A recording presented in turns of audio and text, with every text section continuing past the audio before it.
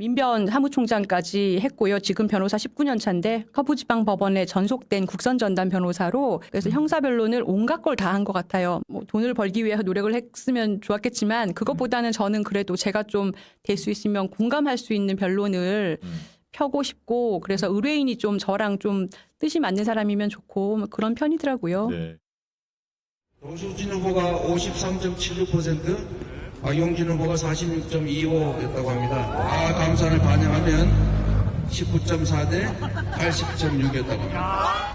감사는 없이 압도적인 차이로 후보가 결정됐으니 이제 이 얘기는 여기서 끝냅시다. 자, 조수진 변호사, 민주당의 후보 우여곡절 끝에 결정이 됐죠. 그리고 그에 앞서서 방금 확인한 영상에서 본인과 뭔가 뜻이 맞고 의견이 맞는 의뢰인, 이런 취지의 얘기를 꺼내놨습니다. 그런데요, 지금 논란이 불거졌습니다. 화면 보겠습니다. 자, 과거 이력, 그러니까 변호사로서의 이력인데 이게 논란이 되는 겁니다. 지금 보시면요, 본인의 블로그에요, 강간 통념 활용과 관련된 조언을 남겼어요. 강간 통념이라는 게 이게 심리학 용어라고 하는데요. 여성이 거절 의사 표현했더라도 실제는 관계를 원하는 경우가 많다는 잘못된 관념인데 이런 거를 성폭력 가해자를 향해서 활용할 필요가 있다. 이렇게 얘기를 했다는 거예요. 그리고요, 과거 성폭력 가해자 변호 논란인데요. 지금 2018년서부터 2023년 최근까지 있군요. 세 가지 사례가 지금 대표적으로 논란이 되고 있는데 일단 술 취해서 잠든 여성을 성폭한 A씨. 그런데요, 자연스러운 분위기에서 이어졌다. 이런 변론. 그리고 2022년 특수강간 남성 B씨. 음주로 인한 심신미약 상태입니다. 이렇게 변호를 했다는 거예요. 자, 그리고요, 특히 2023년 미성년자입니다. 10살 아동으로 알려지는데요. 성폭행한 남성 C씨에 대해서 변호를 하면서 피해자인 아동의 아버지, 친부가 성폭행을 해서 나온 피해일 수도 있다. 이런 변론을 했다는 겁니다. 그 논란이 좀 커지는데요. 다음 거 하나 더 보겠습니다. 그런데요, 본인의 블로그에 이런 걸 좀 올렸다 그래요? 성범죄 국민참여재판이 유리하다? 그러면서 뭔가를 설명을 하는 거예요. 그렇다면은 가해자, 성범죄 가해자들이 참고할 만한, 그리고 알아두면 굉장히 유리해지는 뭔가를 설명하는 것 같아요. 그리고요, 여기 보시면 지난 2023년 블로그에 강간 통념을 소개하면서 성폭력 피의자 입장에서의 유불리를 조언했다. 물론 변호사기 때문에 어떤 범죄를 저질렀어도 변호인의 조력을 받을 수는 있습니다. 그러나 민변 출신이라는 점, 그리고 최근 경선에서 여성 가점을 받았다는 점, 그리고 민주당의 총선 후보가 됐다는 점과 같이 섞이면서 여러 가지 말들이 나오는 겁니다. 자, 그럼요, 이와 관련해서 조수진 변호사가 조금 해명을 하죠. 그리고 오늘 이와 관련된 이재명 대표의 반응도 있었습니다. 들어보시죠. 저는 변호사로서 직업윤리에 기해서 이제 법에 근거해서 변론을 한 것입니다마는 국민들께서 공직자에게 바라는 눈높이는 다르시구나라는 걸 느껴서 제가 그 부분을 좀 더 많이 이제 배워야겠다. 그걸 좀 느꼈습니다. 국민들께서 판단하실 겁니다.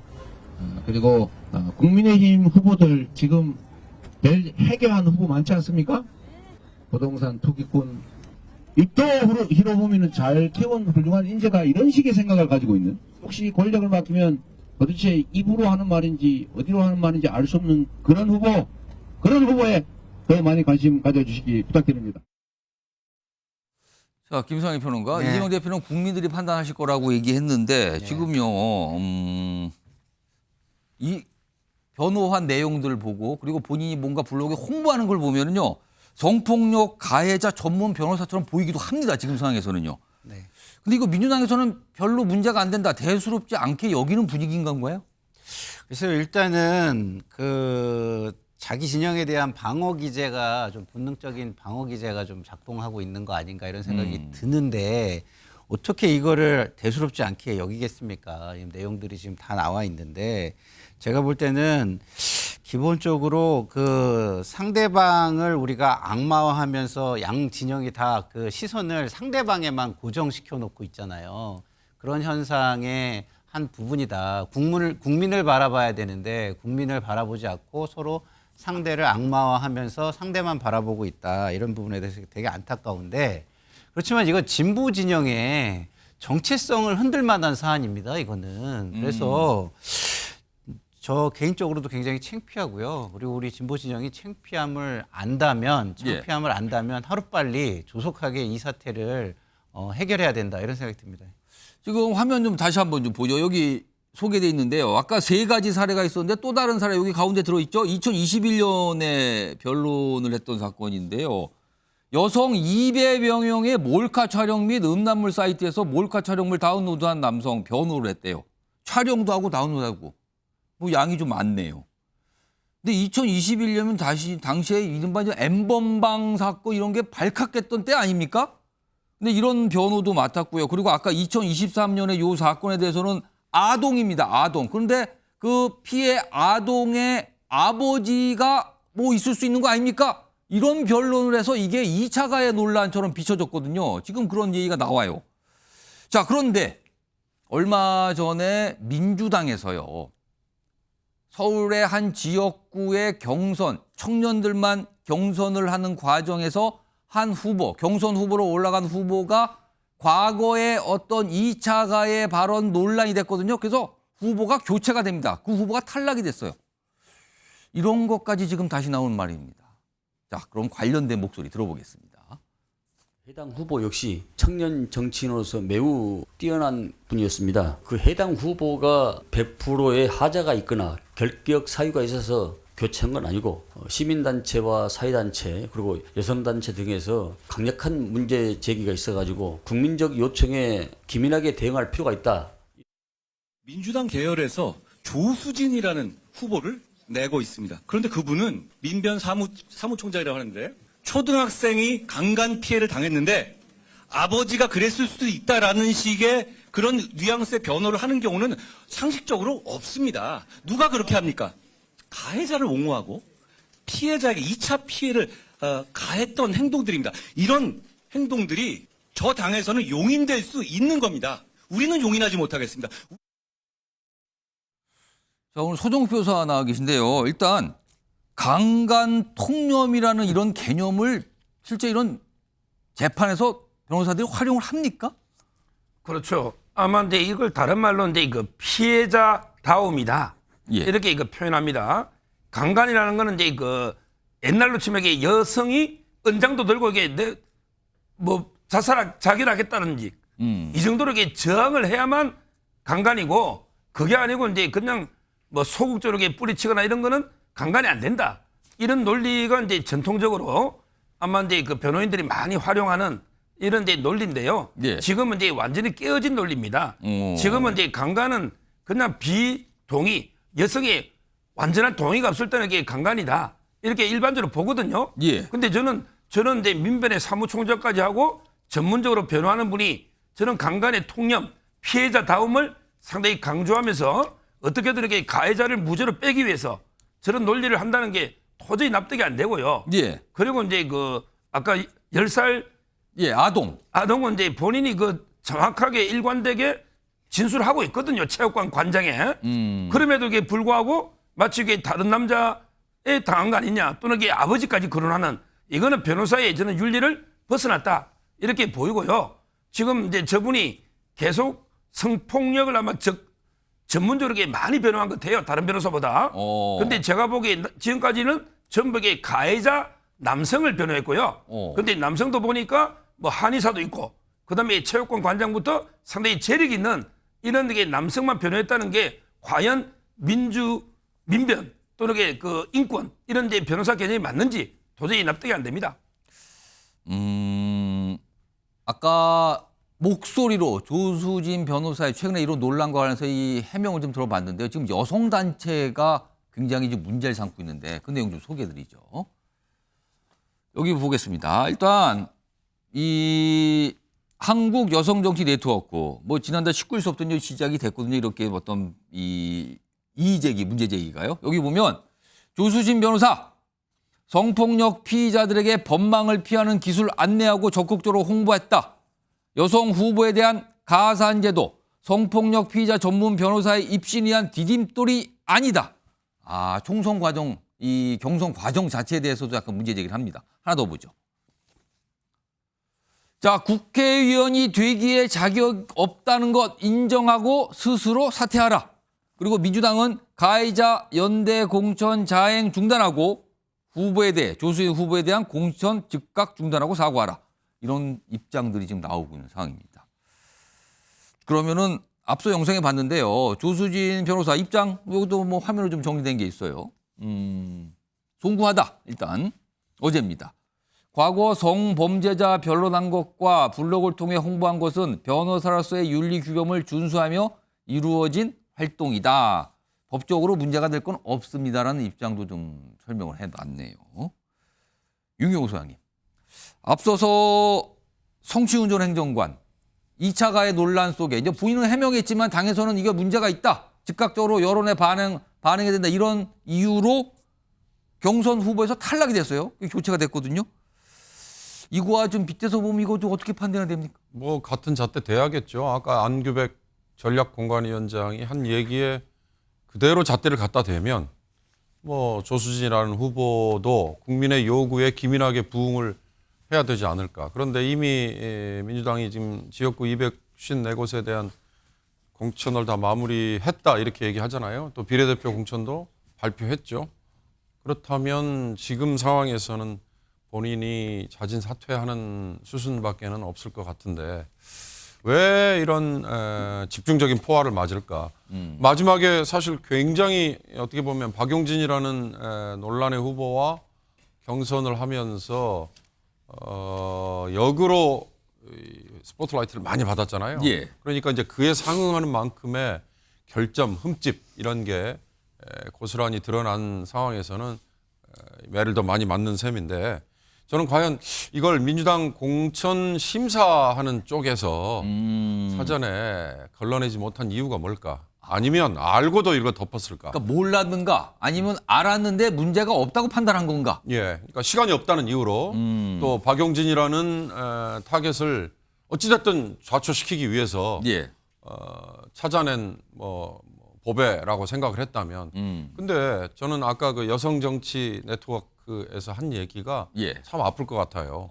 성폭력 피의자들에게 법망을 피하는 기술을 안내한 이렇게 얘기한 거를 본인은 과연 뭐라고 해명을 하겠어요. 그러니까 왜 하필 성폭력 피의자에 대한 변호가 이렇게 많은가? 뭐 비중을 따져봐야겠지만, 예. 뭐 간단히 얘기해서 그게 돈 버는 게 쉬우니까 돈 많이 벌려고 그런 거야? 라면 그러면 정말로 민변 사무총장이라고 활동을 했다는 걸 간판으로 내세우는 인권이나 진보, 개혁이라는 걸 철학 내세우고 사회적 약자를 뭔가 변호를 해준다. 이런 걸 기치로 내세워서 지금까지 살아온 19년 동안의 변호사 생활. 예. 과연 맞을까? 뭐 과도한 매인지 모르겠습니다만 예. 이런 거야말로 본인이 알아서 처신을 결정해야 되지 않을까 싶네요. 지금 이게 블로그 올린 거는 문제가 됩니다. 본인이 윤리 규범에 문제가 없다는데 변호사가 이제 뭐 법정에서 변론할 수도 있고 예. 그렇지만 이제 고객의 비밀이나 다 유지 의무가 있어요. 근데 블로그라는 거는 이제 본인이 이런 걸 변호를 이렇게 잘했다 홍보해서 사건 끌어오기 위한 겁니다. 예. 그렇잖아요. 이거는 이제 광고 전 행위라 봅니다. 블로그 왜 자랑합니까? 그리고 이게 이름은 가린다 하더라도 내용을 보면 예. 사건 내용을 보면 이게 누군지 짐작할 수가 있잖아요. 그렇잖아요. 관계자들이 많으니까. 그러면 이게 2차 가해가 되는 거예요. 이렇게 어떤 은밀한 이런 사건을 블로그에 저는 올려가지고 수임하는 도구로 쓰는 거는 윤리나 이게 법에 반할 수도 있다고 저는 봅니다.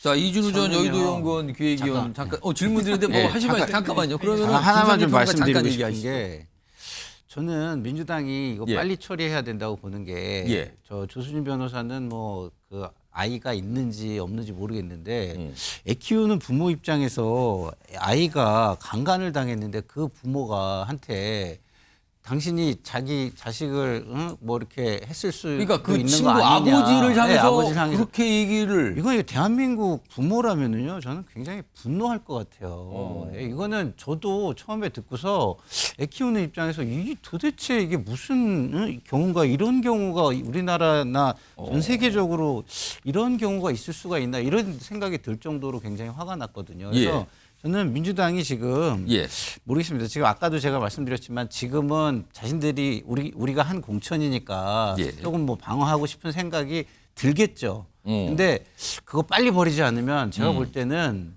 정권 심판론과 맞먹을 정도의 저는 해일이 닥칠 수 있다 이런 생각이 듭니다. 자, 이준우 전 여의도 연구원 기획위원. 근데 전 이 조수진 변호사도 그랬어요. 뭐 윤리 규범이나 이런 거 문제될 건 없다. 그리고 변호사로서의 활동이다. 네. 그렇다면은 변호사니까 누구든지 의뢰가 들어오면 변호할 수 있는 거 아니냐는 또 시각도 있을 수 있는데 이건 어떻게 보십니까? 그렇죠. 본인은 여성 변호사로서 이제 돈을 잘 벌 수 있는 사건 수임을 잘할 수 있는 방법을 찾은 것 같아요. 보통 성 관련된 사건들은요, 보통 피해자의 편에서 변론하는 거 마음이 편하지 가해자의 편에 서서 변론하는 거 마음이 불편합니다. 그리고 그런 사건 맡을 때는요, 보통 수임료를 많이 받습니다. 뭐 변호사 협회 계셔서 잘 아시겠지만. 맞습니까? 손영 변호사? 네, 맞아요. 수임료 많이 받거든요. 그런데 거기서 남성이 주로 가해자일 거고요. 성폭력 사건은. 그런데 그걸 남성이 변호를 하면요, 같이 남성과 남성이 이렇게 대응할 때는 이게 좀 변호에 불리합니다. 재판부 입장에서는. 그래서 성이 다른 여성이 그 가해 남성을 변호해 주면은 조금 이제 유리하게 보고 끌고 갈 수 있거든요. 그런 여성 변호사의 시장을 본인이 발굴하고 난 여기서 돈을 열심히 벌겠다. 이제 그렇게 변론하다 보니까 무리해서 피해자의 아버지까지 근친 강간을 당한 거 아니냐라는 무리한 발언까지 나왔던 거고요. 그다음에 국민참여재판 저 얘기 나왔었잖아요. 잠깐 말씀드리면은 국민참여재판이 유리하다고 이제 변호사가 얘기를 했습니다. 그 이유가 뭐냐면요, 피해자는 수치심을 느낍니다. 그 낯선 사람들 앞에서 본인이 피해 당했을 때 사건을 디테일하게 상세하게 설명해야 돼요. 공방이 오고 갑니다. 그렇겠네요. 그렇죠. 그러면은 그 참여재판 하자고 제안했을 경우에 피해자가 안 한다, 나는 하기 어렵다라고 해서 재판을 거부할 수가 있죠. 차라리 이제 그렇게 해서 협의를 이끌어내는 그런 노하우를 잘 가지고 있다고 자랑을 한 거예요. 법 기술이 있다고. 그러니까 어떻게 보면 굉장히 자기의 사건 수행 어떤 승소와 돈을 위해서 수단과 방법을 가리지 않고 변호를 했던 거고, 이분이 만약에 자기 지역구에서 어떤 성폭력 사건에 가해자가 나타난다면 또 이런 식으로 지역 주민들한테 지역 주민 누군가는 가해자고 누군가는 피해자일 건데요. 그때도 가해자 편에 서가지고 똑같이 저런 식으로 변호할 수 있을지 저는 한번 묻고 싶습니다. 자, 지금 패널 네 분께서 자신은 굉장히 이거 문제 있는 거 아닙니까? 약간 이런 공통점이 들어가 있는 평론을 해주셨는데, 조수진 후보, 조수진 변호사 입장에서는 뭔가 하고 싶은 말이 있을 수도 있어요. 그리고 뭔가 항변할 수도 있습니다. 뉴스와이드가 그 내용 좀 기다려 보겠습니다. 어떤 입장을 낼 수도 있거든요. 자, 그리고요. 근데 이 논란이 있기에 앞서서 경선에서 이겼을 때 단박에 나온 얘기가 조수진 변호사가 국회의원 배지를 그냥 주운 거다. 뭐 이런 발언들이 나왔었죠. 이건 조수진 변호사가 한 게 아니라 다른 인물이 했었는데요. 일단 그 목소리 한번 확인해 보겠습니다. 유시민 장관하고 아침에 겸손이 힘들다에서 만났습니다. 예, 그러셨죠. 네, 첫 화두가 방송 들어가기 전에 조수진 변호사였습니다. 뭐라고 하세요? 조수진 변호사는 배지를 그냥 주었다. 진짜 유시민 작가님 자꾸 그러시면 저 진짜 대선 나가라고 밀을 거예요. 김선희 평론가, 이게 농담처럼 이렇게 대화를 하면서 나온 말인데 이거 사실은요, 서울 강북을 유권자분들 입장에서는 조금 모욕적일 수도 있지 않을까요, 이거는요? 그러니까 저렇게 남을 생각하지 않고 발언을 할 때는요, 기본적으로 자기 스스로가 상당히 업돼 있거나 아니면 다른 사람들은 전혀 고려하지 않을 정도로 교만해져 있거나 이럴 때 이제 나오는 이야기들이죠. 근데 저런 걸 총선 앞두고 유권자들에게 보여주는 것이 성숙한 모습일까 한번 좀 생각해 봐야 되고요. 지금 그런 모습을 보여줌으로써 선거에 악영향을 준 사례가 과거에 전례가 많았다는 점, 이런 점을 좀 꼭 말씀을 드리고 싶습니다. 지금 이 배지 주었다 이것 때문에 또 논란이 됐었는데 지금 화면으로 좀 하나 좀 정리한 게 있습니다. 보겠습니다. 그런데 이게 오늘 또 알려졌어요. 제목이 저렇게 돼 있죠? 조수진 변호사 본인 지역구에서 투표 못한다? 서울 강북을에 출마했는데 그 출마해서 본인 지역에서 본인이 투표를 못한다는 게 이게 가만히 있어. 이게 무슨 상황입니까? 일단 날짜별로 보면 지난 17일 민주당의 서울 강북을 경선 후보로 확정. 경선이 시작됐어요. 그리고 지난 19일에 경선 승리가 확정이 됐죠. 후보가 되는 거예요. 이때부터. 그런데 오늘 21일이잖아요. 서울 강북구로 전입신고를 했대요. 근데 문제는 총선 선거인 명부 작성 기준일이 19일이었답니다. 그 날짜로 딱 끊어서 유권자가 확정되는 거예요. 그러면은 본인은 출마한 지역구 유권자가 안 되는 거예요. 한마디로 말씀드리면 본인이 본인을 위해서 총선 때 투표할 수가 없는 겁니다. 그럼 이전 거주주인 동작을에서 투표하는데 그 동작을 투표도 본인을 못 찍어요. 거기서는 동작을에 출마한 다른 후보를 선택해야 되는 거예요. 이준우 전 기획이요? 네. 이게 무슨 상황입니까 도대체 이게? 이게 쉽게 말하면요. 학교에서 반장 출마한 사람이 후보가 예. 그 반에서 출마를 해서 반장 뽑아주세요 하는데 학생들은 다 자기를 뽑아주는 사람이 있을 거 아니에요. 경쟁이 하겠죠. 근데 자기가 자기의 투표를 못하는 그 정당성을 스스로 부인하는 모순되는 이런 상황이 발생을 한 거예요. 전입신고가 19일까지 했어야 되는데 그날 못한 거군요. 못한 거죠. 그 이유가 뭔가 생각해 보면은 저기 이재명 대표가 지금 공천하면서 이제 장기판 말을 옮기듯이 수시로 바꿨단 말이에요. 그 말을 바꾸다 보니까 시간이 급박한 거예요. 예. 박용진 후보한테는 절대 줄 수 없다는 대원칙 속에서 말을 옮기다 보니까 아마 저렇게 급하게 줬었고 미처 조수진 후보도 저기 나올 거라 생각 못했던 것 같아요. 예상을 했으면 옮겼겠죠. 예상을 못하고 있다 보니까 저렇게 본인도 출마한 곳에서 자기한테 투표를 하지 못하는 그런 황당한 상황이 벌어진 거죠. 윤경호 수사님, 근데 조수진 변호사야 그렇다 치고 당에서도 그 날짜 계산을 못했을까요? 그건 큰 패착이겠죠. 2008년 선거일 거예요. 홍정욱 당시에 국민의힘 계열 예. 전 당신 새누리당인가요? 한나라당인가요? 예. 한나라당인 것 같은데. 예, 18일 전에 공천이 확정됐어요. 그래서 그때도 본인을 그때도 그랬습니까? 찍지 못하고도 당선이 됐어요. 아. 노원에 있는 어느 지역구입니다. 그래서 아마 제가 알기에는 홍정욱 전 의원이 유일한 사례인 걸로 알았는데 이제 조수진 이게 또 후보가 생기는 거네요. 또 생겼네요. 이게요 국회의원 선거법에서만 허용을 해놓은 아주 기형적인 거죠. 지방선거는 6개월 전에 이미 주소지를 옮겨야 미리 그 지역에 거주가 돼 있어야 되는 거죠. 그래야 지방선거 입후보할 때는. 자격도 있습니다. 아. 그러니까 물론 지방선거라는 게 조금 더 지방 토착 지역구 지역 이렇지만 우리도 지금 국회 지역구 개념을 활용하고 있는 한은 이런 선거법은 빨리 바꿔야죠.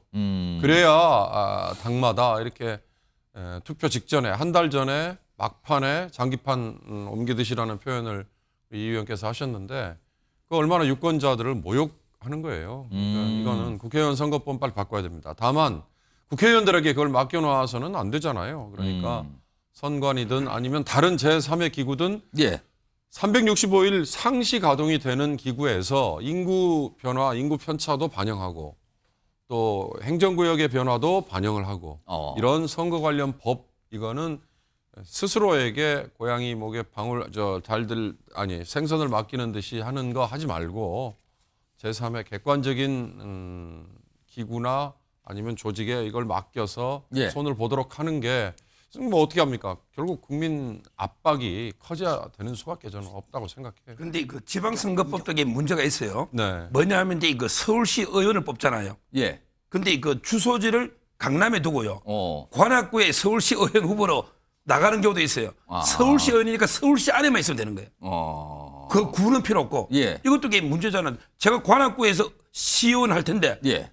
집은 강남에 있어도 되는 거죠. 서울시 의원이니까 서울시 안에만 있으면 되는 거예요. 예. 밖에는 안 되고 이것도 이게 법이 문제고 저는 뭐 지방선거든 국회의원 선거든 예. 국회의원은 이게 국민의 대표면서 또 지역의 대표잖아요.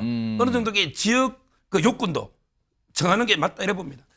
자, 지금 조수진 변호사 지금 민주당의 서울 강북을 후보가 된 조수진 변호사 얘기를 하고 있는데요. 조수진 변호사의 과거 이력도 좀 소개가 되고 있죠? 그 내용 좀 보겠습니다. 자, 이력이 지금 소개가 되고 있는데요. 그 내용 좀 보겠습니다. 이제 과거에 통합진보당의 이정희 의원 보좌관 출신, 그다음에 민변 사무총장. 지금 과거 이 변호한 게 이 민변 민주사회를 위한 변호사본이 여기 민변하면 많은 분이 떠오르시는 게 인권에 대해서 굉장히 중시하는 곳, 뭔가 약자를 보호하는 곳 그런 거를 굉장히 강조하는 변호사들의 모임 아니냐는데 여기에 사무총장이면 간부를 역임했어요. 그리고 노무현 재단 유튜브 방송 알릴레오 진행하고요. 그리고 노무현 재단 지금 이사인가요? 이사로 좀 재직하고 있죠. 이런 것까지 곁들여지면서 과연 이게 어떻게 된 거냐? 이런 질문이 나오고 있는 상황입니다. 저기 민주사회를 위한 변호사 모임 민변 있지 않습니까? 예. 원래 저기 아예 아마 직업 윤리 같은 게 규정이 있을 거예요. 아마 사건을 맡을 때 가해자와 관련된 사건을 맡지 않는다는 그런 직업 윤리 규정 같은 게 아마 있을 건데 아마 그걸 본인이 무시하고 혼자 이제 사건 수임료가 이제 좋으니까 그렇게 아마 사건을 맡지 않았나 그렇게 생각이 일단 뭐 듭니다. 그건 확인해 봐야 되지만 민변이라는 어떤 우리 사회에서 역할과 위상이 분명히 있습니다. 그런데 과연 그 활동과 변호를 맡은 사건 이게 같이 갈 수 있는 건가? 거기에 더해져서 여성 가점을 받으면서 경선을 통과해서 후보가 됐는데 국회로 진출하게 되는 과정을 가는 거잖아요. 이 과정이 또 같이 갈 수 있는 건가? 이거에 대해서 지금 민주당은 어떤 판단을 하고 있는 건가? 이런 질문들이 계속 꼬리를 물고 있습니다. 자, 이런 가운데요. 노무현 재단 나오니까 또 유시민 작가가 노무현 전 재단 이사장이잖아요. 화면 좀 보겠습니다. 근데 무슨 약간 거친 말을 좀 했어요. 여기 보면 이제 유튜브 방송에서인데요. 이게 무슨 소리입니까? 이게 뭡니까? 미친 X인 게, 이게 윤석열 대통령 얘기를 하면서 미친 X인 게 2월 수치, 그러니까 지지율 얘기를 하고 있네요. 잘 나온다고 했어도 40% 턱거이더라. 문 전 대통령 제일 낮았을 때 수준 아닌가. 그러니까 비판하는데 약간 거친 표현이 좀 들어가 있군요. 그리고 진짜 제정신 아니어도 분수가 있다. 일단 윤석열 대통령을 향해서 거친 표현을 쓰면서 비판을 해요. 다음 하나 더 보겠습니다. 이번에 한동훈 비대위원장 얘기인가요? 이런 갈등에 대해서 안 맞아서 그런다? 지난번에도 대들다가 화재 현장 가서 정치적 구타당하고 그러니까 맞는다는 안 맞아서 그런다는 표현을 쓰는데 이걸 약간 좀 의식한 듯 정치적인 구타다? 이렇게 좀 설명했는데 손정욱 변호사? 이거 무슨 표현입니까 이거는 또? 이분이 그 옛날에 2004년인지 아마 대학 특강에서요. 나이가 이제 60이 넘으면요. 젊을 때 똑똑한 사람들도 뇌 구조가 완전히 다 바뀐다. 쉽게 말하면 이게 뇌가 썩는다 이 말이에요. 뇌가 썩는다는 표현이죠. 그래서 이제 그 60이 넘으면 중요 직책을 맡으면 안 된다. 이걸 아마 본인을 정확하게 예견하고 한 말이 아닌가. 지금 본인이 64살이에요. 그런가요? 예, 60 넘었어요. 60이 넘었나요? 젊을 때 유시민 저는 그분이 쓴 책을 거의 안 본 게 없어요. 참 이게 날카롭고 논리적이었어요. 이런 데 막말을 하는 분들의 특징은요. 논리가 딸릴 때, 논리가 안 될 때 막말이 나오거든요. 예. 아마 근데 본인이 나이가 들면서 저는 그래서 이런 막말이 나오는 게 아닌가 생각이 들고 지금 지지율 이야기 하잖아요. 뭐 문재인 대통령 제일 낮을 때가 40%다. 근데 왜 문재인 대통령 5년 만에 정권이 바뀌었습니까? 다른 분들에게 다 10년 주기로 정권이 교체가 됐는데 예. 왜 그 문재인 대통령은 40%가 제일 낮은데 정권이 바뀌었는가? 이 말씀도 하셔야죠. 예. 지지율 이것만 가지고 판단할 수는 없는 거다. 이런 말씀을 들고요. 마지막으로 이제 한동훈 위원장이 구타를 당했다. 이게 뭡니까? 정치적 구타? 안 맞아서 그런다? 그럼 이런 윤석열 표현이군요. 대통령이 이제 구타를 때렸다는 거고 한동훈 위원장이 맞았다는 건데 이게 비유나 이게 말이 됩니까? 이런 게 막말이고요. 저는 잘못된 비유고 두 분은 이게 대등하게 원팀인데 뭐 누가 이게 구타하고 구타당하고 말도 안 되는 이야기를 하고 있는 겁니다. 마지막으로 이건 김상일 평론가께 요즘에 유시민 작가가 정치 상황에 대한 언급을 자주 하는 것 같거든요. 근데 글쎄요 이게 민주당한테 도움이 되는 상황인 겁니까? 이런 얘기가 자꾸 나오는 게요. 그러니까 지금 그 국민들은 특히 이제 중도층이겠죠. 예. 제가 볼 때는 양 당을 보면서 할 수 있는 게 탄식뿐이 없을 것 같아요. 탄식. 왜냐하면 이게 뭔가 공적 영역에 있는 분들은 뭔가 좀 좋은 본보기를 보여줘서 국가와 국민들의 삶이 나은 방향으로 가는데 기여를 하려는 노력이 존재해야 되잖아요. 근데 요새는 양쪽 공이 자기들의 이익을 위해서라면 무슨 얘기를 해도 무슨 행동을 해도 된다라는 식. 그러니까 적이 아니면 된다. 적에게 피해를 조금이라도 타격을 줄 수 있는 거면 모든 게 용서될 수 있다. 이렇게 예. 생각을 하는 것 같은데 제가 볼 때는 중도층은 그런 걸 원하지 않겠죠. 근데 이제 문제는 뭐냐? 저렇게 하면 적대적 공생이라는 게 이루어지는 게 투표율이 떨어지고 정치 혐오가 늘어나고 정치 무관심이 증가할 거 아니겠습니까? 오히려 그걸 노리는 거 아닌가 이런 생각마저 드는데 제발 좀 이제 공적 영역에서의 공적 책임을 예. 다시 한번 생각해 좀 보셨으면 좋겠다 이런 생각이 듭니다. 자, 뭐 지금부터 이제 선거 관련된 얘기를 좀 본격적으로 여야의 오늘 움직임도 굉장히 분주했거든요. 근데 오늘 이재명 대표가 광주를 방문했습니다. 오늘이 총선 후보 등록 첫날이거든요. 한동훈 비대위원장은 대구, 이재명 대표는 광주. 어떻게 보면 각각의 본거지, 텃밭 이런 곳을 방문한 건데 이재명 대표의 오늘 광주 방문 모습부터 좀 확인해 보겠습니다.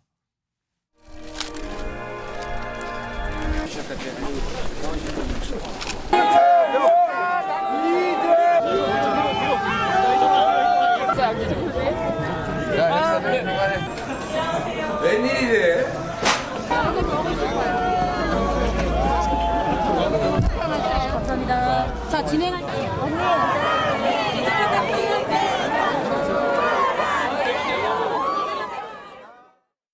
자, 오늘 여러 가지 저런 모습인데요. 그런데 화면 좀 보겠습니다. 오늘 최근에 이런 모습이 좀 반복되는데 오늘도 좀 있었다 그러네요. 이재명 대표가 오늘 이 호남을 방문하는 날인데 3번이나 현장에서 기자회견을 해요.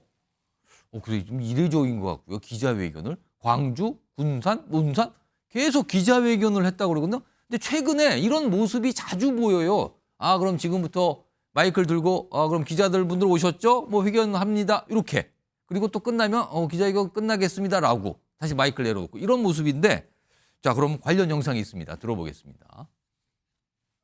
제가 하도 고함을 치고 다녔더니 목이 지금 잠겨가지고 여기가 일단 기자회견으로 우리가 준비를 했는데 마이크는 준비를 안 했죠? 있어요? 마이크 있어요. 네, 반갑습니다. 자, 이상으로 기자회견을 마치도록 하겠습니다. 지금부터는 우리가 개방된 공간에서 하긴 하지만 기자회견이기 때문에 약간의 형식을 존중해 주시길 바랍니다. 네, 이상으로 마치겠습니다. 고맙습니다. 누가 마이크 좀 틀어주세요. 엄청나게 불편하네. 기자회견은 끝났습니다. 지금 이 순간에 제가 마이크를 왜 못 써야 되는지 잘 모르겠어요. 이재명 대표는 마이크를 늘 쓰죠? 네! 그분은 법을 무시하는 사람입니다. 이준우 전 갑자기 마이크 사용 갖고 뭐 법을 무시하네. 그리고 이재명 대표는 자꾸 아니면 기자회견 뭐 바뀌지만 하겠습니다. 이런 얘기를 반복하는데 이게 무슨 상황인 겁니까 지금 이게? 둘 다 이제 법 전문가죠. 둘 다 변호사 자격증 있으신 분인데 예. 선거법을 좀 다르게 이제 활용하는 것 같아요.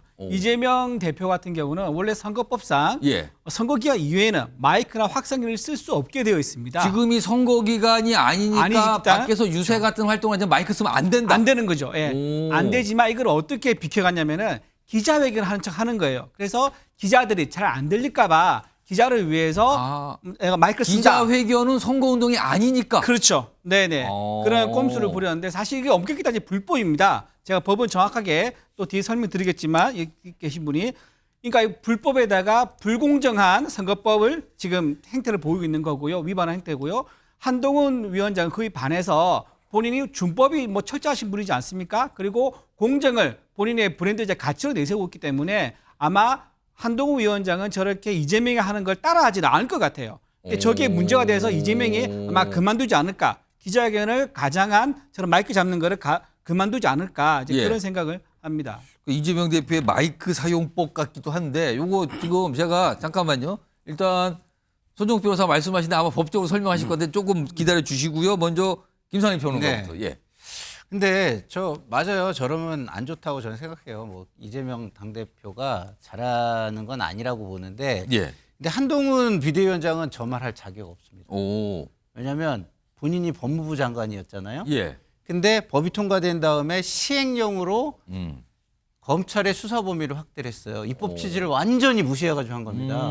이거는 완전 탈법이에요. 지금 이재명 대표가 지금 한 거는요. 예. 제가 볼 때는 그 사안의 경중을 따지면 저거는 법을 탈법이긴 한데 뭐 탈법이긴 한데 어떤 성공도의 효율성을 위해서 아이디어를 낸 건데 예. 그럼에도 불구하고 눈에 보이니까 국민들이 볼 때는 비중의 차이가 있다 지금. 그렇죠. 그리고 위성정당 법이 통과됐잖아요. 예. 국민의힘에서 먼저 했잖아요.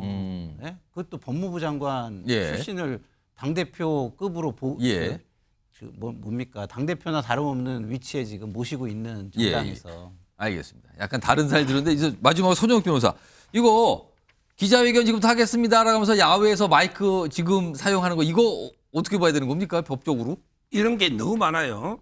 왜냐하면 이제 기자회견이라고 하면 허가도 안 받아도 돼요.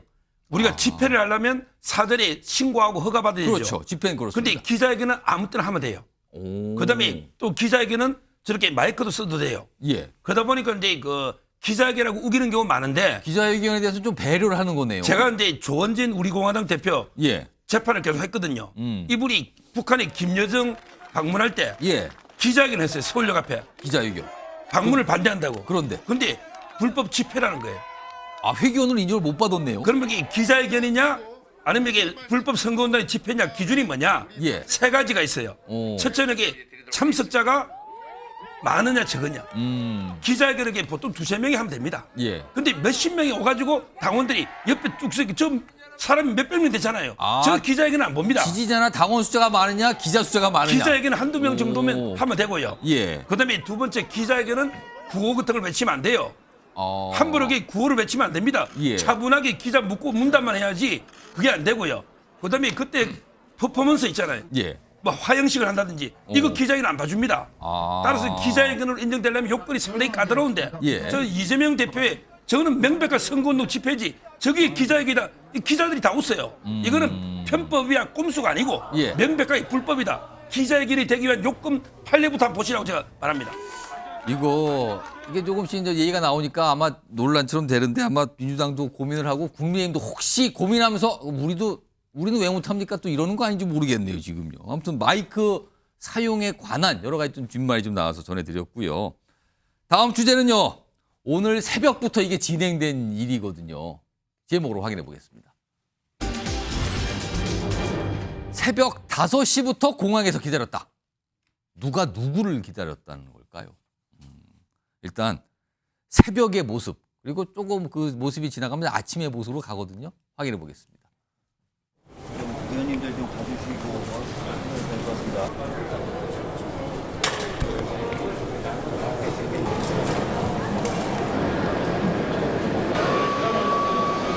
일단 저희들이 확인한 정보상의 편에는 다 탑승하지 않은 것으로 지금 나오고 있습니다. 그래서 일단 오늘은 여기서 일단 잠시 접고요.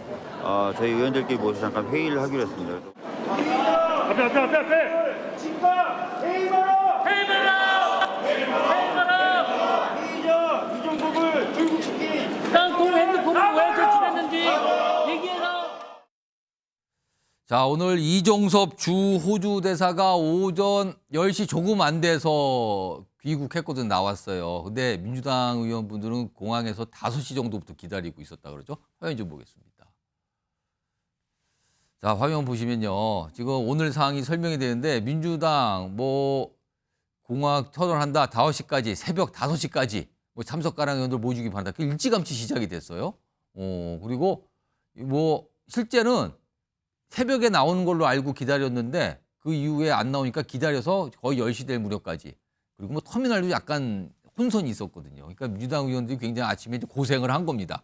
근데 아무리 또 너무 오래 기다리니까 일부 새벽에 나왔던 의원분들은 또 시간이 없어서 다른 곳으로 가고 일부만 남아서 또 항의하고 뭐 그랬다는 모습이 있었다 그럽니다. 아무튼 오늘 새벽에 있었던 모습이고요. 자, 이런 민주당 의원들이 기다림 속에 이종섭 대사가 도착을 했습니다. 그리고 기자들 앞에서 짧게 얘기를 좀 내놓은 게 있어요. 그 목소리 들어보시죠. 체류하는 기간 동안에 공수와 일정이 조율이 잘 되어서 조사받을 수 있는 그런 기회가 있으면 좋겠다는 생각입니다. 지금 한 호주 간에 계획되어 있는 외교장관, 국방부 장관 2+2 회담 준비와 관련한 업무를 많이 하게 될 겁니다. 자, 일단 공수처하고 수사 일정 조율되기 바란다. 그러니까 수사를 하라, 해주세요죠. 그리고 지금 본인이 얼마나 머물지를 다음 주, 그 다음 주 일정까지 얘기하거든요. 그렇다면 거의 총선 무렵까지 최소한 있는 게 되는 상황이에요. 자, 이런 가운데요. 지금 국민의힘 여당 내에서 이종섭 대사의 거취와 관한 의견들이 나오고 있는데 약간 다른 의견들이 갈리고 있거든요. 화면 보겠습니다. 일단 대표적으로 김태우 의원이 오늘 입장을 좀 냈죠. 이종섭 대사 계급장 떼고 수사받는 게 국민 눈높이다. 그러니까 대사직을 버리란 소리네요. 그렇지 않으면 선거 내내 꼬투리를 잡힌다. 힘듭니다. 총선 치르기. 이런 얘기군요.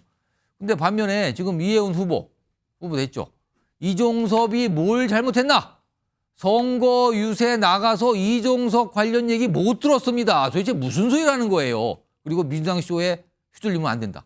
완전 다른 입장을 내고 있는데요. 이와 관련된 목소리들 있습니다. 들어보겠습니다.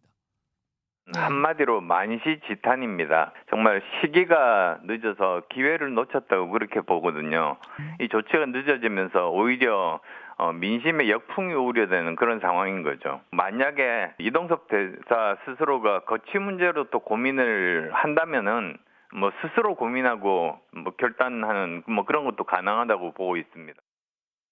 아니 그게 항의할 일이에요. 뭘 잘못했다고 항의를 하나요? 그러니까 그런 쇼들을 너무 잘하시는데 그런 쇼에 휘둘리지 않았으면 좋겠습니다. 우리가 막 같이 덩달아서 이렇게 호떡집에 불난 것처럼 할 일은 아닌 것 같아요. 민주당이 악의적인 프레임을 거는 거에 대해서 준엄하게 꾸짖고.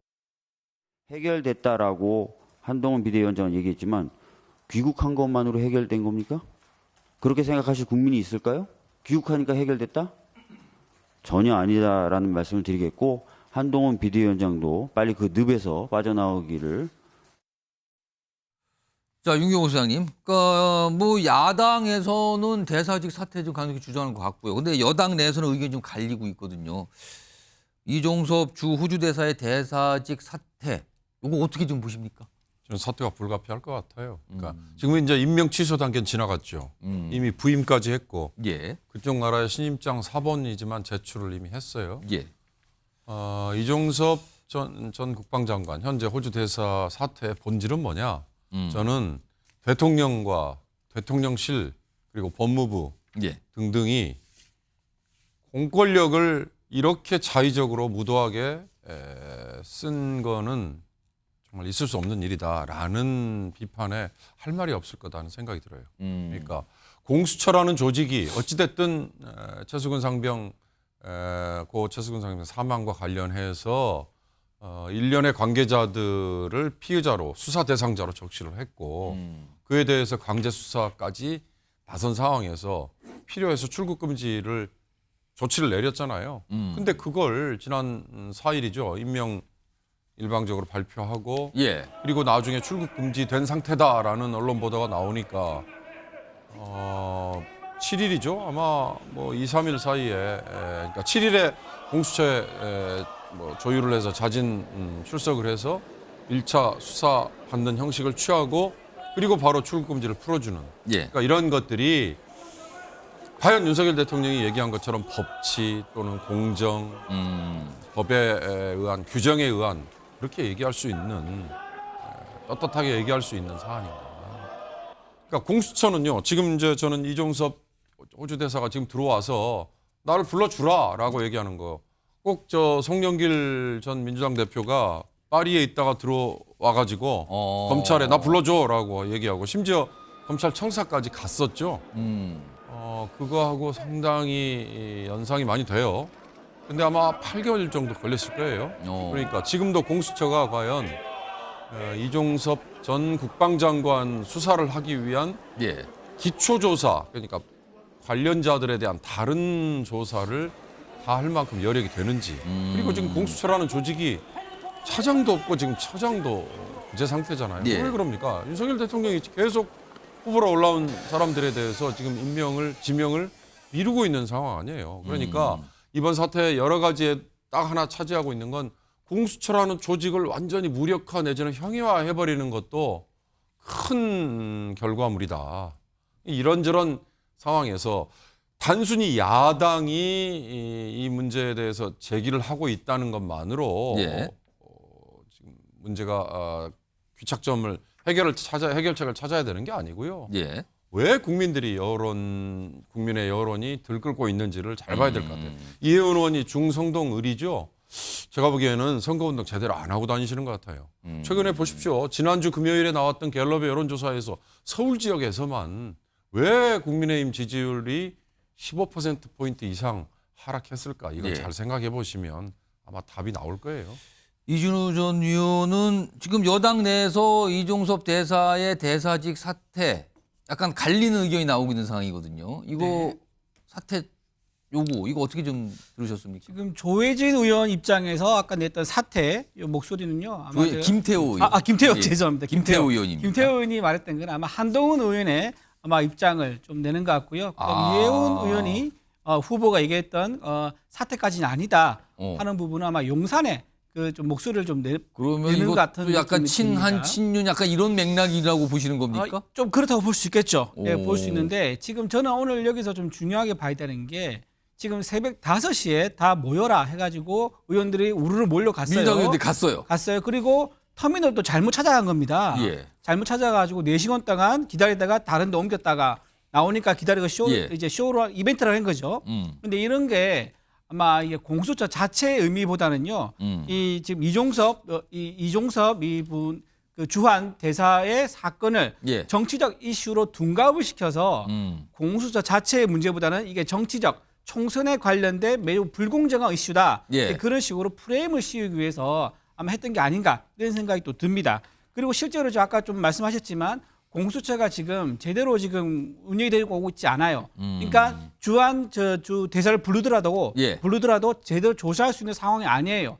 처장도 안 계시고 차장도 안 계시고요. 근데 검사도 2명이 부족하고 수사관도 3명이 부족해요. 그러니까 기관장도 없고 그러니까 기관장은 책임을 지고 결정하는 자리인데 그 책임을 지고 결정하는 사람이 없는 그 기관에서 어떻게 제대로 수사를 하겠습니까? 그리고 수사 인력도 지금 조사 인력도 부족한 상황이고 이제 이런 상황들이기 때문에 아마 지금 와도 제대로 수사받기 힘들 거고요. 제가 오늘 또 하나 눈여겨볼 게 이분이 국적기, 그러니까 대한항공을 타고 보통 들어와요, 대사들은. 그런데 다른 나라 국적기를 탔죠. 그렇죠. 싱가포르 항공을 타고 들어왔어요. 이게 무슨 의미냐면은 아마 본인이 빨리 들어와야겠다 생각하는 것 같아요. 정치적으로 이슈가 되고 있는데 저 프레임에 안 말리려고 그러면은 어쨌든 와서 뭔가를 해소를 해줘야겠다는 생각을 한 것 같습니다. 그러다 보니까 국적기를 타지 않고 저기 외국인 돌려 스탑오버를 했죠. 경유를 해가지고 아마 싱가포르 항공에 타고 온 게 아닌가라는 생각이 들고요. 그래서 저는 이게 사태까지 할 정도는 아니고 좀 더 지금 실제 뭐 혐의가 나오면 모르겠지만 혐의가 안 나온 상태라 그러면 무죄 추재 원칙에 따라서 본인 역할에 좀 충실해야 되지 않는가 이렇게 생각합니다.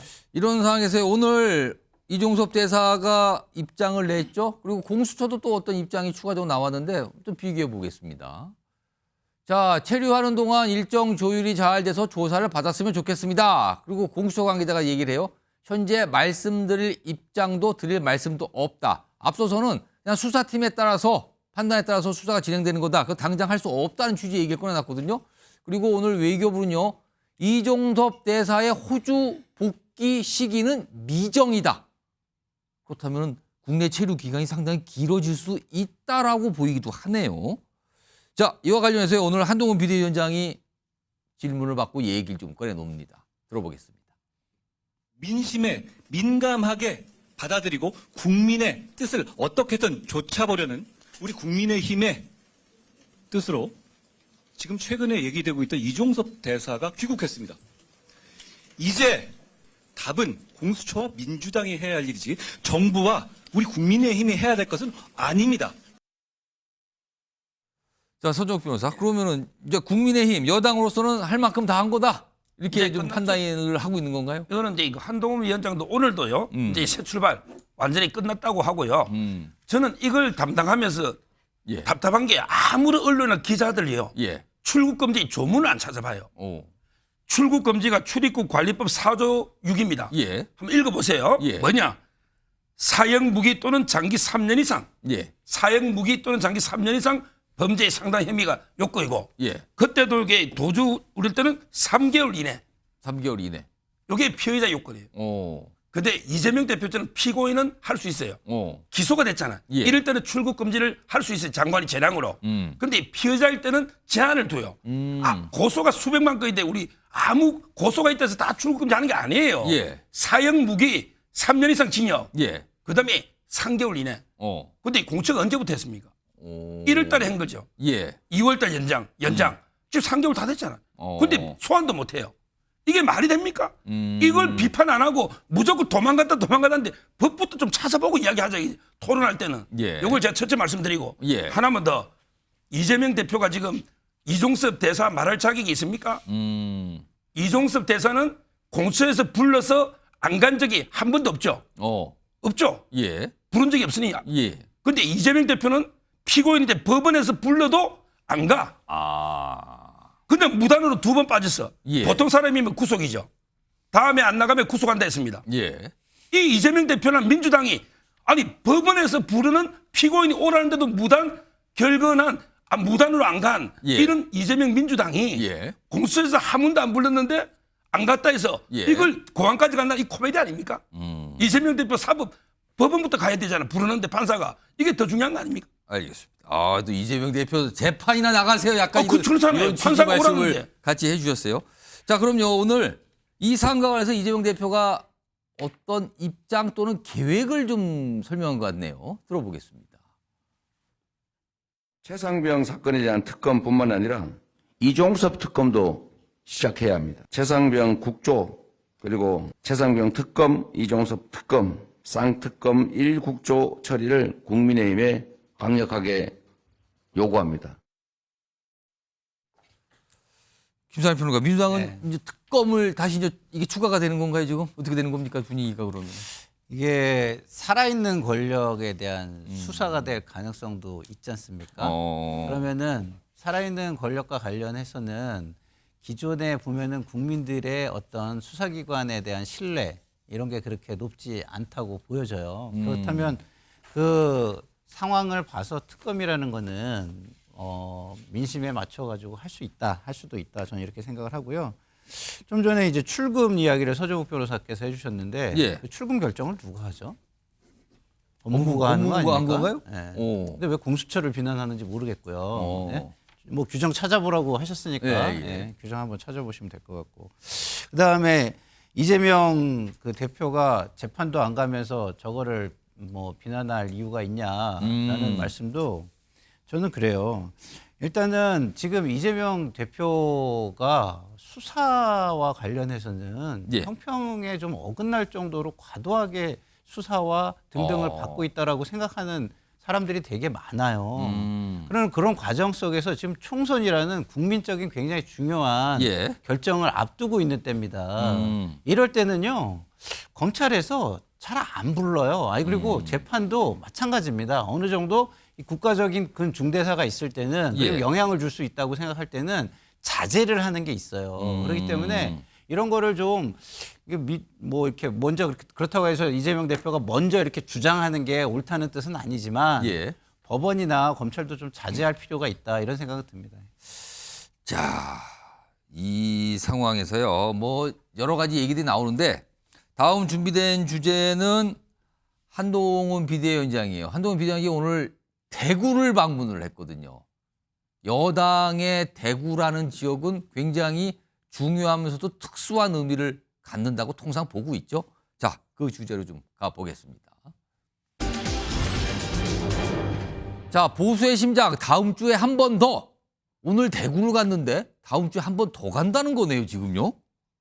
연속해서 한 주에 한 번씩 이렇게 되는 거네요. 자, 일단 오늘 대구 방문, TK 지역을 방문한 한동훈 비대위원장. 여러 가지 일단 어제까지 몇 가지가 정리가 되긴 됐죠. 뭐 그게 정리가 완벽한 거냐 아니냐에 대한 얘기 갑론을박은 있지만 뭔가 일단락으로 넘어간 거는 분명히 보여요. 그 화면을 좀 정리해 보겠습니다. 그동안 3가지 사안이 있었죠. 황상무 전 대통령실 수석의 회칼 테러 발언. 이게 발칵했었는데 결국에는 사퇴했습니다. 어제 새벽에 또 사퇴 수용했다는 입장이 나왔죠. 요즘엔 또 새벽에 뭐가 많아요. 이렇게 보면은. 두 번째는 이종섭 주 호주 대사. 호주 대사 임명돼서 호주로 간 거에 대해서 야당은 이거 도피다 막 이런 얘기 나는데 한동훈 비대위원장이 즉각 들어와라 요구를 했죠. 오늘 귀국했습니다. 그러니까 황상무 전 수석의 사퇴와 이종섭 대사의 귀국은 한동훈 비대위원장이 요구대로 된 거예요. 지금요 일단. 그리고 세 번째가 위성정당인 국민의힘의 비례대표 순번 논란이 있었죠. 이건 내용처럼 비춰졌는데 어제 밤 늦게 이 순번에 대한 조정이 좀 있었어요. 그래서 호남 출신 그리고 당직자들 당선권으로 앞당기는 이런 조정이 좀 있었거든요. 그러니까 이것도 일단락이 됐다고 봅니다. 일단 이 3가지 문제가 어느 정도 해소가 된 상황에서 오늘 대구를 간 건데요. 그런데요. 세 번째, 저 국민의 미래 비례 순번과 관련해서 호남 출신이면서 윤석열 대통령과 굉장히 가깝다라고 알려져 있던 주기환 전 국민의힘 광주시당 위원장 24번이었는데 되게 뒷순이었거든요. 근데 그거에 대한 불만 표시를 하면서 나 후보 사퇴한다고 던졌어요. 그런데 오늘 대통령실에 결정이 있었습니다. 이겁니다. 윤석열 대통령이 민생특보에 주기환 전 국민의힘 광주시당 위원장을 임명한 겁니다. 비례대표 순번에서 불만 표시를 하고 후보직을 던진 주기환 전 위원장을 대통령 민생특보로 임명한 거예요. 윤경호 소장님, 이거는 무슨 의미를 갖는 걸까요? 글쎄요. 지난번에 저분이 아마 광주시장에도 도전했었죠. 그렇습니다. 그래서 득표가 뭐 굉장히 여당에선 많이 얻었다 이런 네. 평가 받았어요 그때도. 그러니까 이철규 공관위원이 비례대표 순번에 대한 불만 여러 가지를 얘기하는 가운데 예. 주로 전면에 내세웠던 거는 당에 그동안 헌신했던 운운하면서 예. 당직자들에 대한 배려 안 했다. 그 대신 한동훈 위원장과 그 짧은 기간 잠깐 같이 일한 비대위원을 2사람이나 예. 그리고 또 비례대표 김혜지 의원을 넣고 한 얘기죠. 비례대표를 연속 2번 이거 원칙에 안 맞는 거 아니야 이렇게 얘기했지만 이제 한쪽에서는 윤 대통령의 뜻이 관철이 안 된 거 있어. 뭔지 했더니 바로 저 주기환이라는 분 예. 저거 관철 안 된 거다라는 얘기로 그렇게 받아들여졌어요. 그러니까 주기환이라는 분은 2 측면에서 의미가 있더군요. 하나는 윤 대통령의 주문, 복심. 또 하나는 광주 출신이니까 예. 호남 인사에 대한 배려. 비례대표 중에. 2가지가 겹치네요. 그렇죠. 그런데 그게 둘 다 반영이 안 됐다. 근데 저는 저 정도를 가지고 이철규 공관위원이 뭐 찐윤 운운하면서 총대를 맸다. 저는 그렇게 보이지는 않더라고요. 저건 그냥 어떻게 보면 나머지 분들에 대한 그 불만을 좀 잠재우기 위한 저거야말로 약속 대련이 아니었을까라는 생각이 들어서 근데 윤 대통령이 저렇게 민생특보로 즉각 임명이라는 건 역설적으로는 나 공천에 관여 안 해. 이렇게 얘기를 해놓고 일거수일투족을 다 쳐다보고 있다는 걸 그대로 오히려 방증해 준 게 아닌가라는 생각이 좀 들긴 해요. 자, 오늘 뭐 말하면 예상을 못했는데 민생특보로 임명을 한다.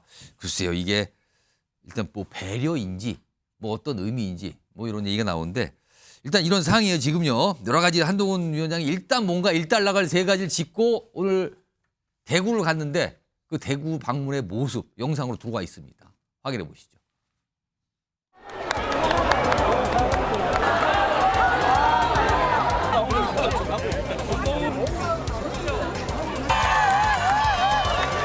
승리하기 위해서 새로운 마음으로 출발하겠습니다.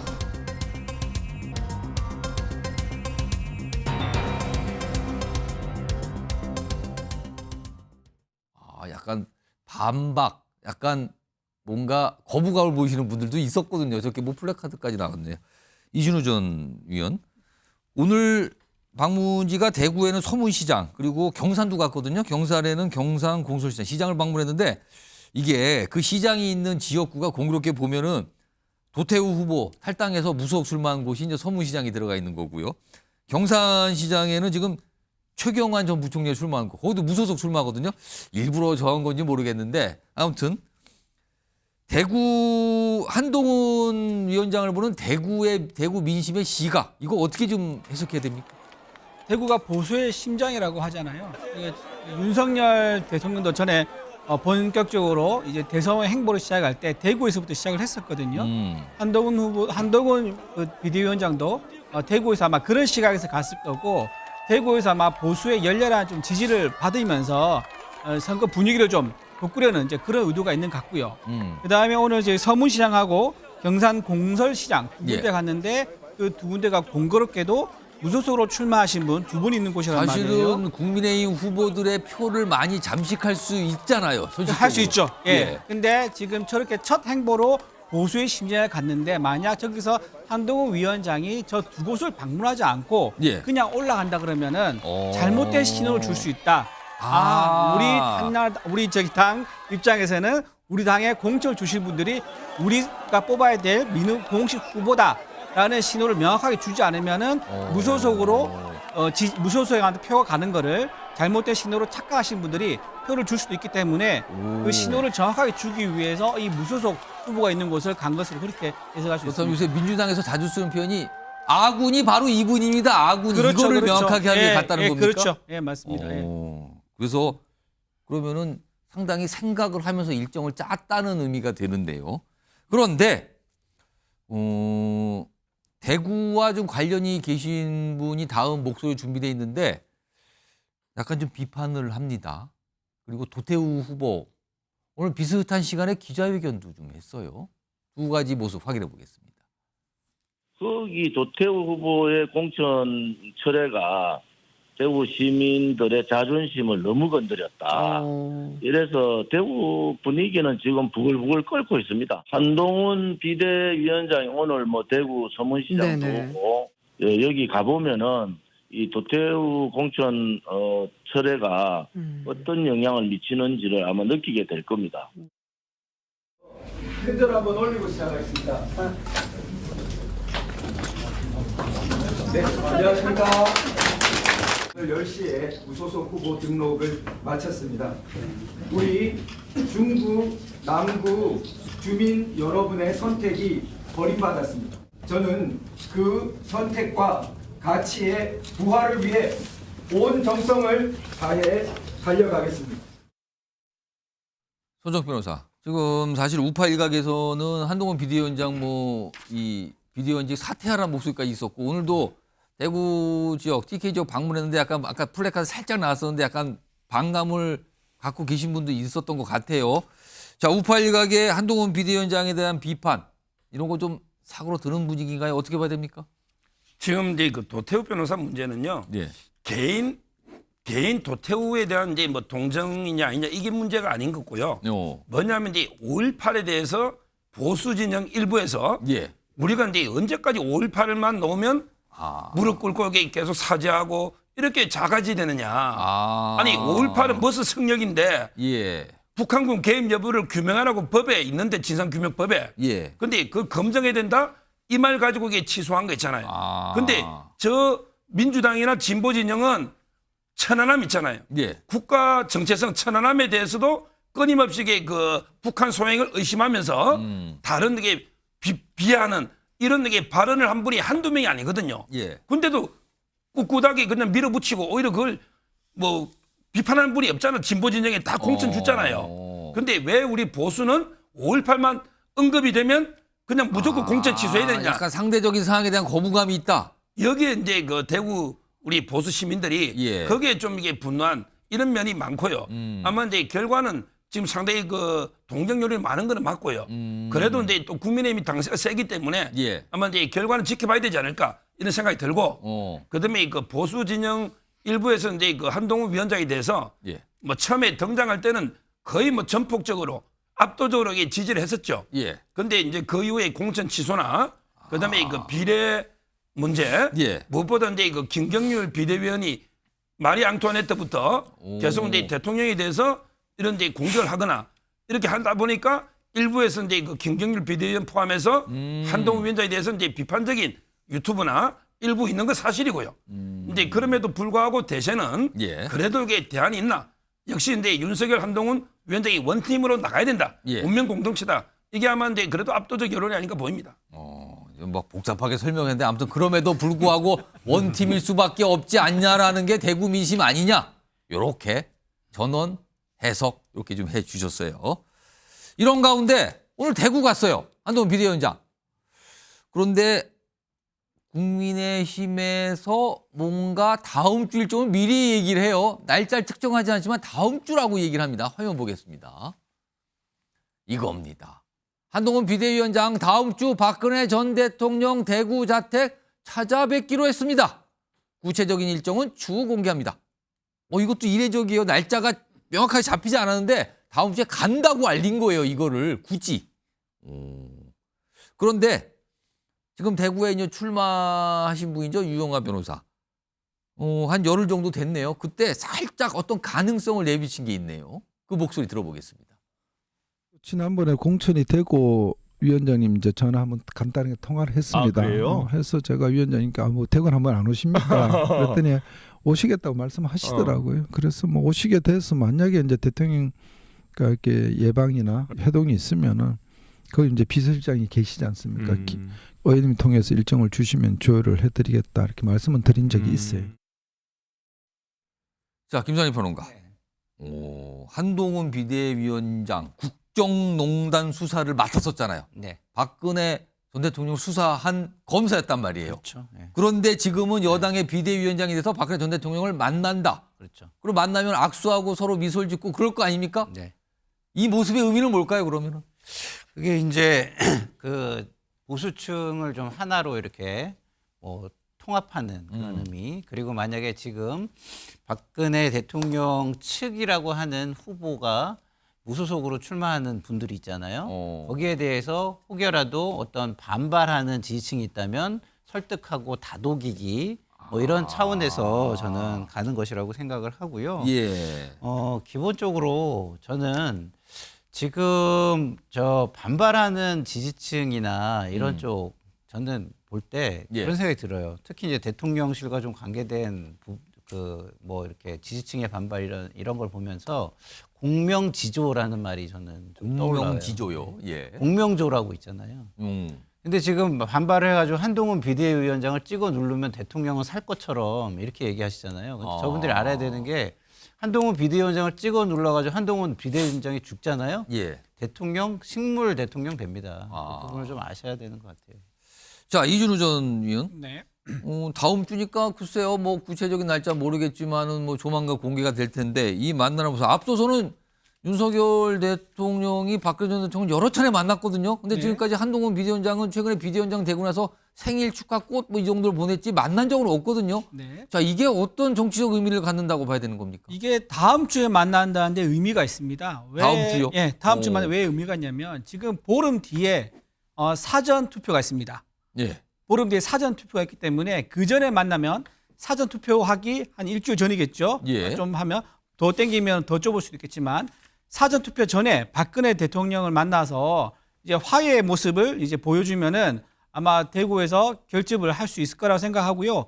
무소속 후보들한테 아마 좀 이제 데미지를 주면서 우리 보수 공천 받으신 분들한테 표가 좀 몰리지 않을까. 그러니까 사전 투표를 겨냥한 이벤트이고 또 친박이라는 그런 모임이 아직까지는 뭐 거의 다 소멸됐다고 볼 수 있겠지만 완전히 예. 사라진 건 아니거든요. 친박의 어떤 민심들을 조금 더 우리 쪽으로 땡겨올 수 있는 그런 걸 이벤트를 만들기 위해서 사전 투표 전 주에 아마 다시 박근혜 대통령을 방문한 게 아닌가 그런 생각이 됩니다. 이거는 모르는데 혹시 네. 이거를 예방을 한다, 방문을 하겠다라는 거를 한동훈 비대위원장이 먼저 얘기를 꺼내서 그쪽에 전달해서 얘기가 됐을까요? 아니면 박근혜 전 대통령이 약간 그럴 의사가 먼저 어떤 살짝 나오는 상태에서 그럴 거예요? 이거 거의 시작점을 어디라고 봐야 되는 겁니까? 이거? 방금 나오신 분이 얘기하셨어요. 유영아 변호사가 예. 본인 선거에서 이게 중요하죠. 본인이 공천받고 나왔으니까 예. 본인의 어떤 든든한 배경이 본인 뿌리를 할 수 있는 박근혜 전 대통령을 현재 우리 당에서 비대위원장이 와서 예방하는 모습을 보여주는 게 자기한테 굉장히 유리하다 생각한 거고요. 박근혜 대통령도 나쁠 거 없다. 내가 지금 뭐 비록 다 사면돼서 나와 있고 하지만은 내가 이번 선거에서 기여할 수 있다 그러면은 나로서는 명예를 어느 정도 찾는 게 아닌가. 명예를 회복할 수 있지 않나. 이제 그런 생각도 하고 한동훈은 말씀드린 대로 보수의 어떤 결집을 강화할 수 있기 때문에 서로가 계산이 좀 맞지 않을까 이런 생각합니다. 하나 더 질문이 생각나는데 짧게. 네. 오늘 대구 갔잖아요. 네. 오늘 간 김에 만날 수도 있지 않았습니까?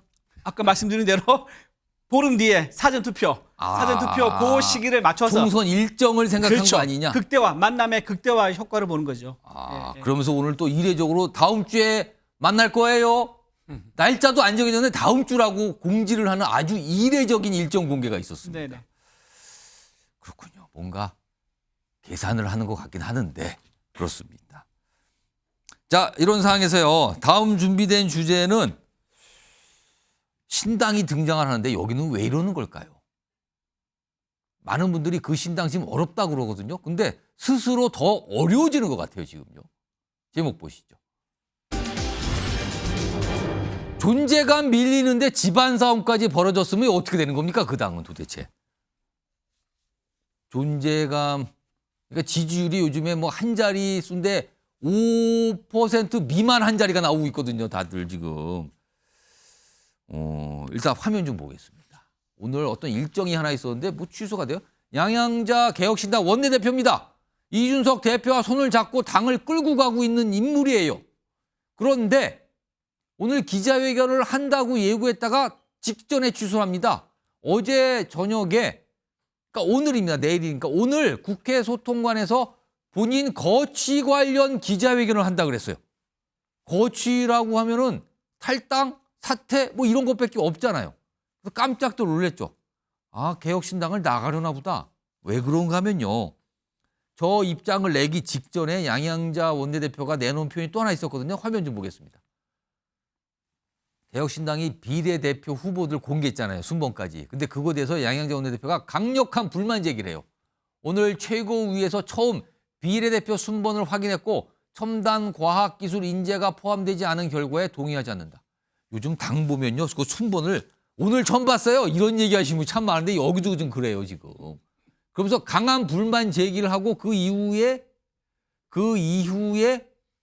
내일 제가 거취 관련 기자회견을 합니다라고 오늘 잡았어요, 오후에. 근데 직전에 안 합니다가 된 거예요. 이게 도대체 무슨 일인 건지. 그럼요, 이와 관련된 목소리가 어제 양인자 의원 뭐 등등등 얘기가 있는데 먼저 하나 들어보겠습니다. 우리 정치와 정당은 20세기에 머물러 있습니다. 미래를 이야기하고 과학기술과 첨단 산업을 주도하는 정당은 오직 개혁신당뿐입니다. 참여한 최고위원 전원이 동의해서 그렇게 후보자 명단을 발표하게 되었습니다. 1번 이주영, 그리고 2번은 천하람, 6번은 이기인을 공천하게 되었습니다. 윤경호 소장님? 양양자 의원의 이제 표면적인 반발 이유는 과학기술 관련된 분야의 인원이 본인이 누구를 아마 희망한 것 같은데 비례대표 명단 들어가지도 않았다. 이게 뭡니까 도대체? 뭐 하는 겁니까? 그런데 뭐 그건 그거고 지금 개혁신당 지지율 상태로 굉장히 힘들잖아요. 여러 가지로. 그리고 인물들 지역구에 출마했는데 후보 지지율도 굉장히 힘들어요. 근데 왜 이런 내용까지 나오는 겁니까 지금? 그러게 말입니다. 그러니까 우리 제작진이 정말 제목을 너무 잘 뽑았네요. 존재감도 없는데 집안 싸움까지 하면 그건 뭐 설당이 없는 거죠.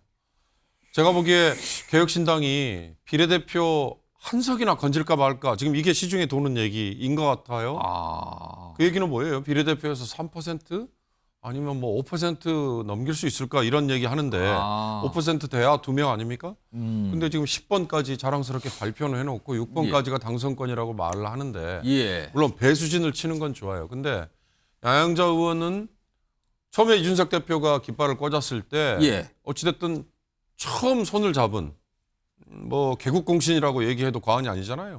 이낙연 새로운 미래 대표와 손을 잡니 마니 헤어지니 마니 뭐 논란을 벌이는 과정에서도 양양자 의원은 뭐 한 축을 지켜줬는데 그 양양자 의원이 추천했던 인사들이 본인의 트레이드 마크를 보강해 줄 수 있는 반도체 관련 전문가들 영입인재 1호라고 얘기하는 이창한 반도체산업협회 부회장. 예. 과기부 1급 출신이고요. 그쪽 분야의 전문가예요. 그런데 개혁신당이 출범하자마자 맨 먼저 영입인재 1호였으니까 상징성이 있지 않습니까? 예. 그리고 또 한 사람 양양자원이 추천한 삼성 디스플레이 출신의 정보경이라는 지금 아마 사무부총장 당직을 맡고 있을 거예요. 거기에 대한 배려가 없다. 그러니까 그런 점에서 뭐 항변을 할 수는 있어요. 그러나 결국 이준석 대표의 개인 플레이 그 드라이브에 나머지는 그냥 정말 설당이 지금 없는 상태 아니냐 이거죠. 그러면 이준석 대표에게 처음에 개혁 보수, 젊은 보수 얘기하면서 지지를 보냈던 젊은 층들이 예. 여전히 지금 지지를 유지하고 있는지 이걸 잘 살펴보고 거기에 맞춰서 비례대표 후보도 예. 선정을 했다면 그나마 좀 보완책이 됐을 텐데 뭐 면면들을 보면 이준석 대표 주변에 있었던 사람들, 예. 정치인들 이거잖아요. 그러니까 그런 점에서 보면 개혁신당이 이번 선거에서 죄송하지만 큰 변수로서의 작용은 한계가 있을 것 같다. 그걸 스스로 지금 입증한 셈이 돼버린 것 같아요. 자, 오늘 이 사안과 관련해서 이준석 대표가 인터뷰를 통해서 한 말이 또 있어요. 그 말 좀 먼저 들어보겠습니다. 이렇게 나오는데 이준석 대표가 지금 말을 하는데 말이 안 나왔네요, 지금요. 뭔가 좀 이게 머무린 것 같은데 저희가 준비되는 대로 다시 한번 보여드리도록 하고요. 자, 내용이 준비됐습니까? 그럼 확인해 보겠습니다. 단도직이 좀 말씀드릴게요. 저한테 나 비례 몇 번 안 주면 탈당하겠다라고 얘기한 인사가 10명이 넘습니다. 안 주면 탈당하겠다 이런 식으로 하는 거 보고 저 굉장히 한 지난 2주 동안에 환멸감이 들었습니다. 저도 웬만하면 이런 말 안 하지만은 저도 굉장히 상처를 많이 받았습니다. 그때. 자, 지금 개혁신당이요. 사실은 새로운 미래가 손을 잡았다가 다시 쪼개졌잖아요. 근데 지금 계속 또 분열이 있는 겁니까? 그 안에서 또? 지금 이제 뭐 대부분에게 그 어떤 정치적 비전이나 가치를 공유하는 게 아니고 단지 이제 배지가 탐이 나서 비례 한 자리 받으면 혹시 선전하면 이변이 조국 혁신당처럼 처음에는 이제 그런 이변이 일어날 줄 알았겠죠. 그래서 이제 모여든 거예요. 배지 쫓아서. 이런 당에게 이권에 따라 모인 당은요. 바로 이제 저는 산산조각 난다. 이렇게 보이고. 너무 좀 폄하하시는 건 아닌가요? 실제 그렇잖아요. 제가 예를 들어 개혁신당 측도 반박을 하실 수 있어요. 제가요. 제가 얼마 전에 양양자 의원을 방송국에 직접 만났어요. 그때 제가 뭐라 했냐면 설마 의원님 이준석, 천하람, 이게 비례 나가는 거 아니겠죠? 이렇게 물었더니 강력하게 부인하더라고. 아니라고 그랬어요? 지역구에 다 희생해야 된다고. 그리고 양양자 의원 지역 나갔고 이준석 대표 나갔잖아요. 저는 가장 황당한 게 천하람입니다. 2번 받았죠? 이분이 노무현 뭐 코스프레로 이게 고향이 대구인데 순천에서 뛰더니 갑자기 왜 비례로 도망을 갑니까? 뭐 이번에 될지 안 될지 모르겠지만 그래도 이제 정치인 천하람은 저는 끝났다 보고요. 지금 왜 산산조각 표현을 썼냐? 당에 제일 중요한 게 당 3역이잖아요. 원내대표, 그다음에 사무총장, 그다음에 정책위의장. 지금 원내대표가 양양자. 뭐 탈당 기자회견 안 했지만 강력 반발하죠? 뭐 거치 입장 밝혔는데 취소했어요. 뭐가 무슨 얘기가 나오는지는 모르겠는데. 그다음에 지금. 사무총장 김철근. 이분들이 나의 역할은 여기까지다. 그분은 아마 비례대표를 신청을 했었죠, 본인이. 했죠. 근데 김종인 위원장이 사무총장이 왜 안 했냐고 하니까 반발했잖아요. 그것도 그렇죠. 그다음에 정책위의장 김용남. 이분도 신청했죠.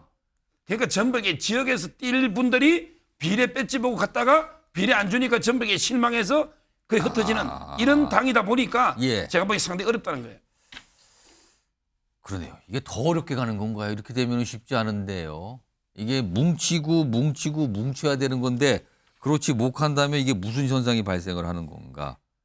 김상일 평론가는 어떻게 보셨어요?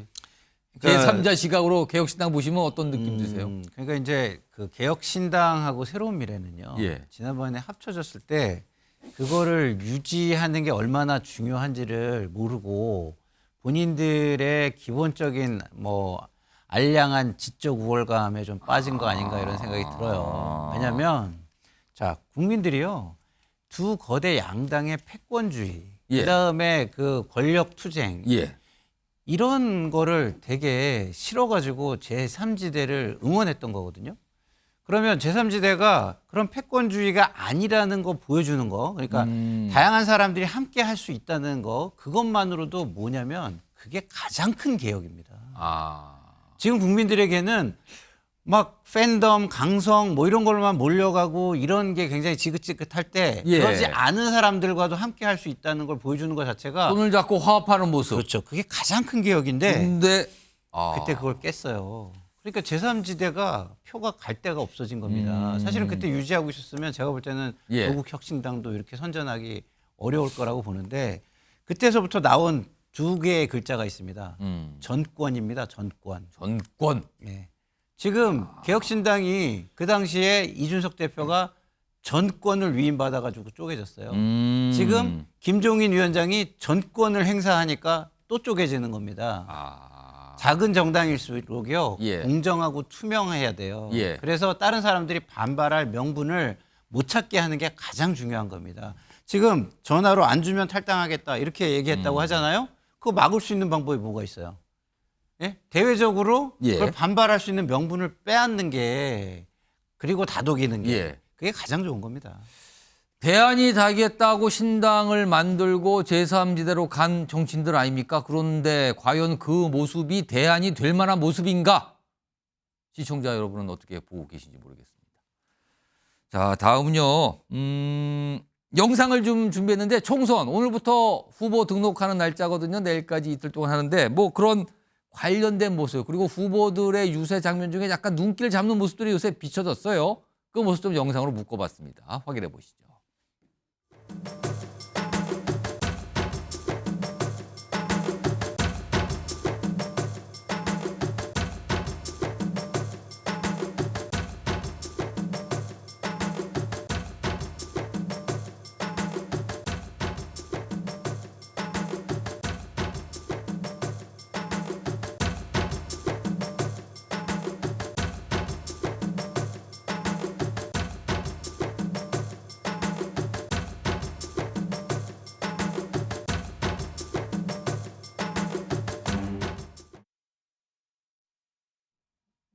마지막에 핑크색도 있는데 일단 화면 좀 보겠습니다. 여기 보시면요. 이수정 경기수원정 국민의힘 후보. 국민의힘 후보인데 흰색 옷을 많이 입는다 그래요. 요즘에요. 저런 흰색 패딩인가요? 그리고 홍익표 민주당의 서울 서초울 후보는 민주당인데 파란색이나 역시 흰색을 입어요. 일부 여야 후보인데 여야 다 있어요. 지금요. 이준우 전 의원. 당색을 쥐고 흰색을 입는 건가? 이거 무슨 뜻일까요, 이거? 이제 당을 가르고 싶은 의미겠죠. 의미인 것 같은데 지금 이수정 후보는 지금 수원정이죠. 예. 거기서 지금 실제로 지금 지지율이 지금 상대 후보랑 제법 차이가 많이 납니다. 10%포인트 좀 뒤처진 걸로 알고 있어요. 근데 거기서 빨간 점퍼를 입으면 안 된다고 생각한 건가요?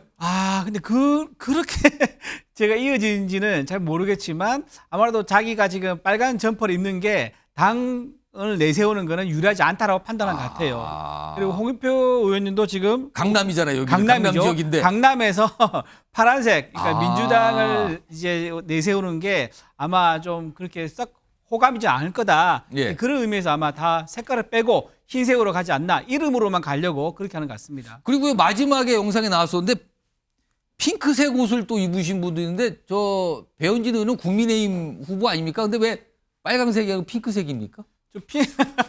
저것도 글쎄 아마 본인이 저 색깔 좋아하는지 모르겠어요. 자체 제작한 것 같기도 하고요. 예, 핑크 남매라 해가지고 두 사람이 같이 있는 것 같더라고요 보니까요. 근데 왜 하필 빨간색이 예. 아니고 핑크색입니까? 그러니까 저도 저기서 왜 저 색깔을 빼고 핑크로 가는지 본인이 그걸 좋아하는 건지 좀 여러 가지 저도 좀 해석이 좀 하기 어려운 것 같아요. 지금 안철수 후보 사진 나오는데 여기도 흰색이네요. 요거 제가 시간이 많지만 한 30초 드릴게요. 말씀하세요. 네. 제가 최근에 만나본 뛰는 국민의힘 쪽 사람들은 유권자들과 악수를 청하면 첫 마디가 아니 도대체 윤 대통령이 이종섭 왜 그랬대? 라고 얘기하는 사람들이 대다수다라고 하소연을 하더라고요. 예. 그게 아까 제가 말씀드린 것처럼 지난주 금요일에 갤럽 여론조사에서 서울 지역은 15%포인트 떨어졌다 이걸로 반영이 되는 거고 예.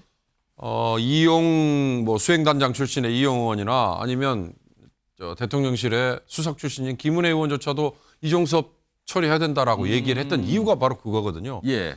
최근에 빨간색 옷 입고 다니면 그거에 대한 질타, 이거를 감추고 싶은 후보들의 마음이 고스란히 저는 저기에 반영이 된 거 아닌가 싶은 생각이 들어요. 자, 파란 당색이 파란인데 파란 잠바를 입는 걸 좀 꺼려하는 후보.